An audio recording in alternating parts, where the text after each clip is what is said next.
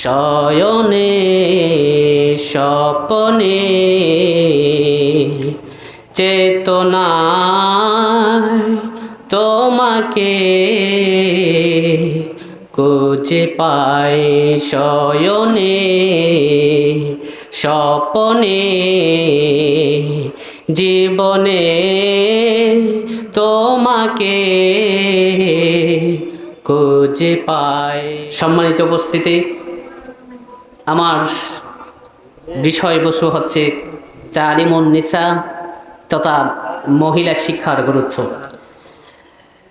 এই গুরুত্ব এত গুরুত্বপূর্ণ যে ছেলেরা শুধু শিক্ষা গ্রহণ করবে, মেয়েরা শিক্ষা থেকে বঞ্চিত হবে এমন কথা নয়, বরং শিক্ষা ছেলেদের যেভাবে শিক্ষার অধিকার আছে, মেয়েদেরও শিক্ষার অধিকার আছে। একটি সমাজকে, একটি রাষ্ট্রকে, এমনকি একটি পরিবারকে সাজাতে গোছাতে, পরিবারকে একটি উন্নত একটি আদর্শে পরিবার গঠন করতে হয়, তাহলে মহিলা শিক্ষা ছাড়া বিকল্প কোনো চিন্তা করা যায় না। আজকে আমরা মহিলা শিক্ষার সম্পর্কে একটু আলোচনা করার চেষ্টা করব। ওয়া তাওফীক ইল্লা বিল্লাহ। সম্মানিত উপস্থিতি, মহান আল্লাহ সুবহানাহু ওয়া তাআলা যত সৃষ্টি করেছেন, সমস্ত সৃষ্টির মধ্যে মানুষ সৃষ্টি হচ্ছে অন্যতম। এই মানুষকে সৃষ্টি করে আল্লাহ সুবহানাহু ওয়া তাআলা যাদেরকে সম্মানিত করেছেন, মানুষদেরকে আশরাফুল মাখলুকাত যত সৃষ্টি আছে সৃষ্টির সেরা জীব বানিয়েছেন। এবং সৃষ্টির সেরা জীবের মনে কেন করেছেন মানুষকে সৃষ্টির সেরা জীব? তাদেরকে সম্মান করার মাধ্যমে সম্মানিত করেছেন। তাদেরকে আল্লাহ সুবহানাহু ওয়া তাআলা মানুষদেরকে সম্মানিত করেছে। এটি সম্মানিত করেছেন আল্লাহ সুবহানাহু ওয়া তাআলা, সেটিও পবিত্র কোরআনে বলেছেন। قال الله تعالى ولقد كرمنا بني آدم, নিশ্চয় অবশ্যই আমি বনি আদমকে সম্মানিত করেছি, তাদের মর্যাদাকে উঁচু করেছি।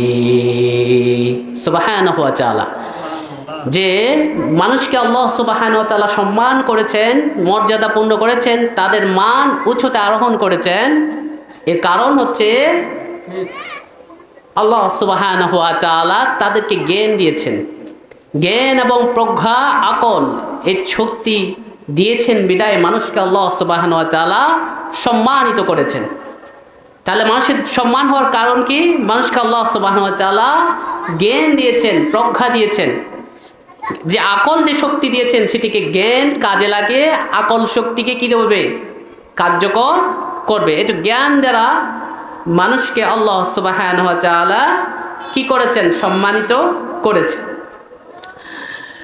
এটি কথা বলা যায়, আমরা যেভাবে জ্ঞান শিক্ষা গ্রহণ করি ছেলেরা পুরুষরা, ঠিক তেমনিভাবে আমরা নারীদেরকে শিক্ষার প্রতি উদ্বুদ্ধ করি না, মনে করি না যে এটা মানুষ না, এটা তো একটা শ্রেণীর লোক। দুঃখের বিষয় হচ্ছে এটা, যে আমরা ছেলেরা পুরুষরা জ্ঞান শিক্ষার প্রতি, জ্ঞান গবেষণার প্রতি যতটুকু উদ্বুদ্ধ, যতটুকু মরিয়া হয়ে উঠি, ঠিক তেমনিভাবে মহিলাদেরকে শিক্ষার ক্ষেত্রে খুব বেশি আমরা ভূমিকা রাখি না। অথচ শরিয়া, ইসলামিক শরিয়া কিন্তু ছেলে মেয়ে সকলের জন্য জ্ঞানকে কি করেছেন? ফরজ করেছেন। শুধু ছেলেরা জ্ঞান অর্জন করবে তা নয়, বরং মহিলাদেরকেও শিক্ষার প্রতি কি করেছেন? ইসলাম যথাযথভাবে গুরুত্ব দিয়েছেন। কিন্তু আমরা এটাকে আলাদা করে নিচ্ছি, আলাদা করে ফেলছি। দুঃখের বিষয় হচ্ছে এটা, মানুষ মনে করছি না যে মেয়েরা হচ্ছে মানুষ না, ছেলেরাই হচ্ছে মানুষ। আল্লাহ সুবহানাহু ওয়া তাআলা মেয়েদের গুরুত্বপূর্ণ সেটাও আল্লাহ সুবহানাহু ওয়া তাআলা স্পষ্ট করেছেন। ইয়া আইয়ুহান নাসু ইন্না খালাকনাকুম মিন যাকারিন ওয়া উনসা, হে লোক সকল, নিশ্চয় আমি তোমাদেরকে সৃষ্টি করেছি একজন নারী একজন পুরুষ থেকে। সুবহানাহু ওয়া তাআলা, আল্লাহ সুবহানাহু ওয়া তাআলা আমার যে সৃষ্টি করেছেন সেটির পরিচয় দিয়েছেন, যে কিভাবে সৃষ্টি করেন, যে তোমাদেরকে আমি সৃষ্টি করেছি একজন নারী আর একজন পুরুষ, পুরুষ এবং নারীদের থেকে আমি তোমাদেরকে সৃষ্টি করেছি। তাহলে বোঝা যাচ্ছে নিঃসন্দেহে মেয়েরাও পুরুষ, মেয়েরাও মানুষ, ছেলেরাও মানুষ। মানুষ থেকে আমরা সৃষ্টি। মেয়েদের পরিচয় হচ্ছে মানুষ, ছেলেদের পরিচয় হচ্ছে মানুষ। এটাই আমাদেরকে বুঝতে হবে যে আমরাই পুরুষরা সমস্ত কিছু করবে, মেয়েরা কি করবে না তা নয়, মেয়েরাও পুরুষ। শরিয়া যেভাবে মুসলিমদের মুসলিমদের জন্য পুরুষদের জন্য প্রয়োগ করে, নারীদের উপরও শরিয়া ঠিক একইভাবে কি প্রয়োগ করেন।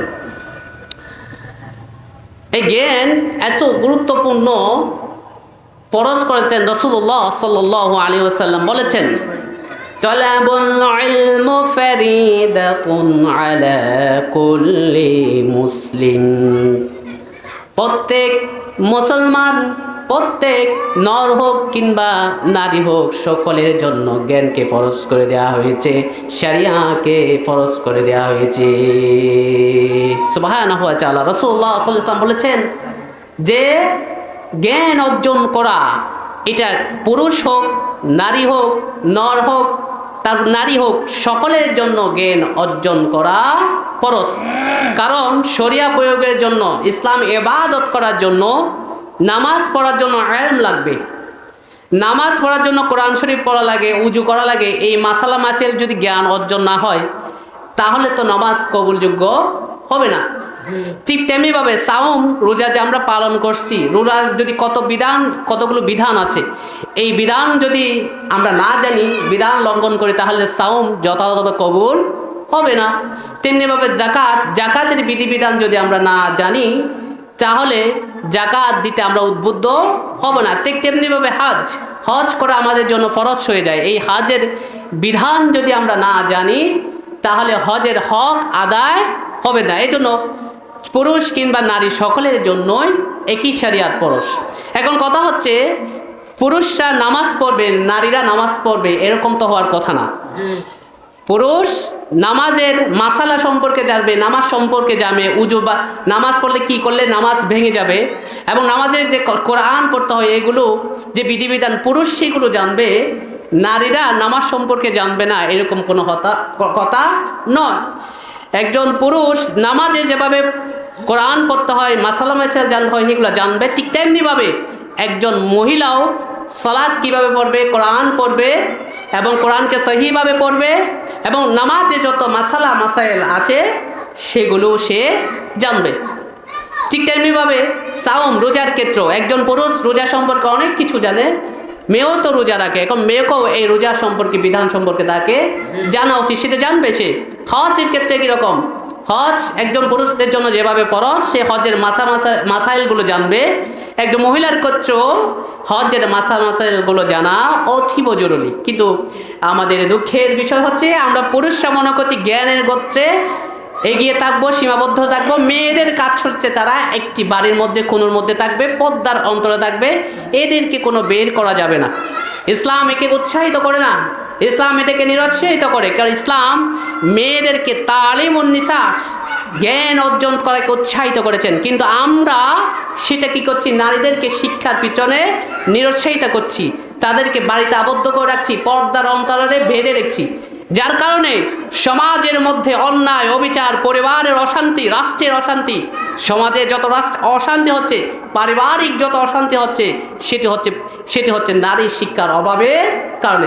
আজকে যদি আমরা নারীদেরকে সুশিক্ষিত করতে পারতাম, তাদেরকে দিন শিখাতে পারতাম, তাহলে একটা পরিবার আদর্শময় একটি পরিবার গঠন হতো। কিন্তু দুঃখের বিষয় হচ্ছে, আমরা তাদেরকে শিক্ষা থেকে পিছনে রেখেছি, মনে করছি তারা সামাজিক বসবাস করার মতো, জ্ঞান অর্জন করার মতো, এবং সামাজিক যে অধিকারগুলো আছে সেখান থেকে তারা বঞ্চিত করেছি, এবং যে তাদের হক নয়, তাদের হচ্ছে তাদের পরিবার ঘরের মধ্যে আবদ্ধ, তারা বের হয়ে যাবে না, খবরদার তারা বাড়ি থেকে বের হতে পারবে না। ইসলাম কিন্তু এরকম নয়। ইসলাম হচ্ছে নারী হোক ছেলে হোক সবার জন্য জ্ঞান অর্জন করা ফরজ। আল্লাহ সুবহানাহু ওয়া তাআলা বলেন, কুল হাল ইয়াস্তাউইল্লাযীনা ইয়া'লামুনা ওয়াল্লাযীনা লা ইয়া'লামুন। আল্লাহ সুবহানাহু ওয়া তাআলা বলেন, যারা জানে, যারা জানে না, যারা মুখ্য, যারা প্রজ্ঞাবান, যারা অজ্ঞ, যারা প্রজ্ঞাবান, যারা বুদ্ধিমান, যাদের জ্ঞান নাই, তারা কি কখনো সমান হতে পারে? সুবহানাহু ওয়া তাআলা, আল্লাহ সুবহানাহু ওয়া তাআলা বলছেন যে যারা জ্ঞানী, যারা অজ্ঞানী, যারা মুখ্য, যারা জ্ঞানবান, যারা অন্ধ, আর যারা যারা প্রজ্ঞা, যারা আলো দেখে, তারা কি কখনো সমান হতে পারে? সুবহানাহু ওয়া তাআলা। তাদের থেকে বোঝা যাচ্ছে যে পুরুষরা যে জ্ঞান অর্জন করবে সেটা এটার মধ্যে সীমাবদ্ধ, নাকি মেয়েরা শিখবে না এটার মধ্যে সীমাবদ্ধ? পুরুষরা যেমন জ্ঞান অর্জন করবে, মেয়েরাও ঠিক তেমনিভাবে কি করবে? জ্ঞান অর্জন করবে। পুরুষরা জ্ঞানের যে অধিকার আছে, মেয়েদেরও ঠিক তেমনিভাবে কি আছে? জ্ঞান অধিকার আছে। একজন পুরুষের যেমন জ্ঞান অর্জন করার অধিকার আছে, আরেকজন পুরুষেরও কি আছে? জ্ঞান অধিকার আছে। এখন আমরা ডিভাইড করা যাবে না। জ্ঞান অর্জনের ক্ষেত্রে, জ্ঞান হাসিল করার জন্য আমরা ডিভাইড করতে পারবো না, পার্থক্য করতে পারবো না। আল্লাহ সুবহানাহু ওয়া তাআলা বলেছেন, জ্ঞানী এবং মূর্খ কখনো সমান হতে পারে না, সবাই জ্ঞানের মধ্যে উদ্বুদ্ধ হতো। মহিলাদের শিক্ষার গুরুত্ব সম্পর্কে রাসূলুল্লাহ সাল্লাল্লাহু আলাইহি ওয়াসাল্লামের একটি হাদিস পাওয়া যায়। কিছু মহিলা সাহাবী রাসূলুল্লাহ সাল্লাল্লাহু আলাইহি ওয়াসাল্লামকে ধরলেন, যে জিজ্ঞেস করলেন, হে আল্লাহর রাসূল, আপনি সাহাবাদেরকে কোরআন হাদিসের শিক্ষা দেন, দ্বীনি মাসাইল শিক্ষা দেন, দ্বীন শিক্ষা দেন, কিন্তু আমরা মহিলা কি সেই জ্ঞান অর্জন করতে পারবো না? আমাদের কি সে অধিকার নাই? আপনি আমাদেরকে সপ্তাহে একদিন কিংবা 2 দিন হলো আমাদেরকে সময় দেন। আমরা চাই আপনি যেভাবে ছেলেদেরকে জ্ঞান অর্জন দিচ্ছেন, মাসাইল শিক্ষা দিচ্ছেন, আপনিও আমাদেরকে সেই শিক্ষা দিবেন। তখন রাসূলুল্লাহ সাল্লাল্লাহু আলাইহি ওয়াসাল্লাম বলছেন, হ্যাঁ ঠিক আছে, তোমাদেরকে সপ্তাহে একটা দিন ঠিক করে দিল, 2 দিন ঠিক করে দিল, তোমরা একটা জায়গায় জড়ো হবা, আমি তোমাদের কাছে এসে দ্বীনি মাসাইল শিক্ষা দিব। এটি সহিহ হাদিস। রাসূলুল্লাহ সাল্লাল্লাহু আলাইহি ওয়াসাল্লাম, আমাদের এই হাদিস থেকে আমরা কি পাচ্ছি? যে রাসূলুল্লাহ সাল্লাল্লাহু আলাইহি ওয়াসাল্লাম পুরুষ সাহাবাদেরকে যেভাবে দ্বীন শিক্ষা দিয়েছেন, নারীদেরকে শিক্ষা দেওয়ার পরে তিনি কি করেছেন? উদ্বুদ্ধ হয়েছেন, এভাবে তিনি ফরমান জারি করেছেন। এর থেকে আমরা সুস্পষ্ট পাই।